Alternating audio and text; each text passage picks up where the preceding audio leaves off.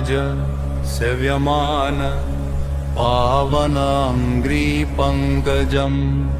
व्यालयायनगसूत्रम् इन्दुशहरं कर्पाकरम् नारदादियोगिवृन्दवन्दितं दिगम्बरम् काशिकापुरादिनाथ कालभैरवं भजे भानुपुत्तिभास्वरं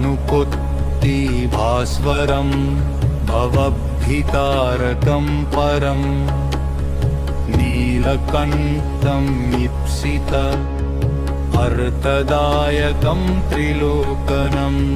कालकालम् अम्बुज अक्षम् अक्षशूलमक्षरम्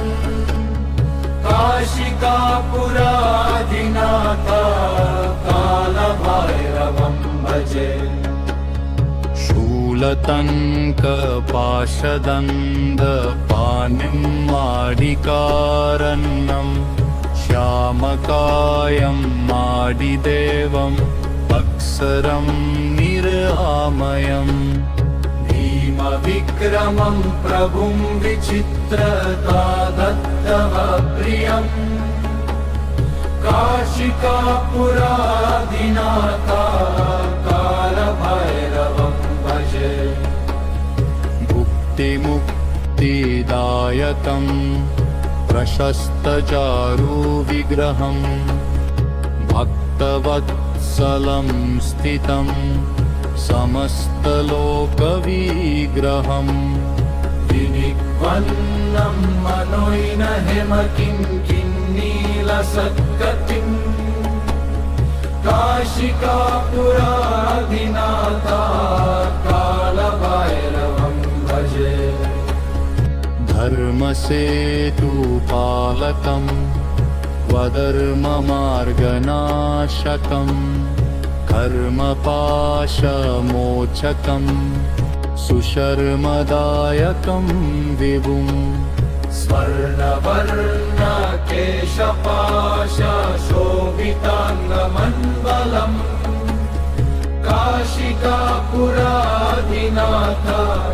कालभैरवं भजे काशिकापुराधिनाथ कालभैरवं भजे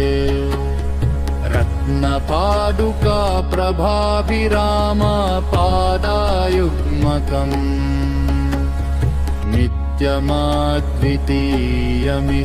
नित्यमद्वितीयमिष्टदैवतं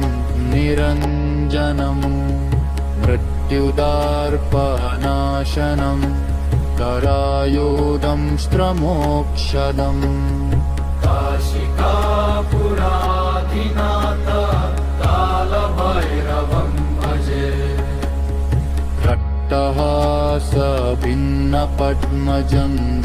रक्तहासभिन्नपद्मजन्दकोशसन्ततिम्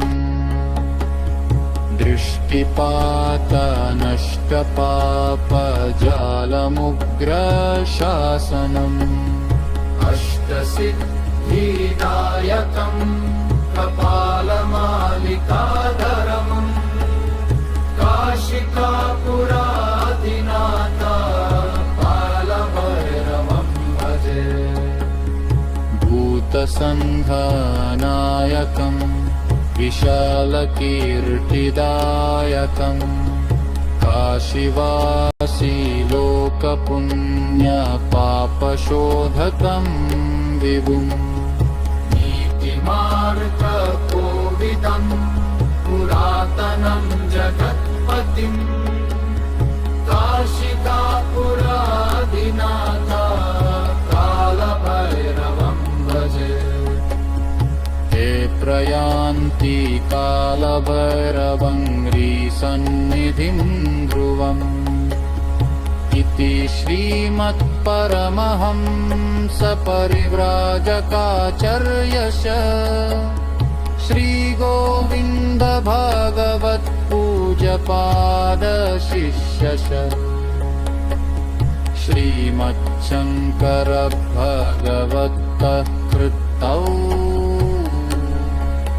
श्रीकालभैरव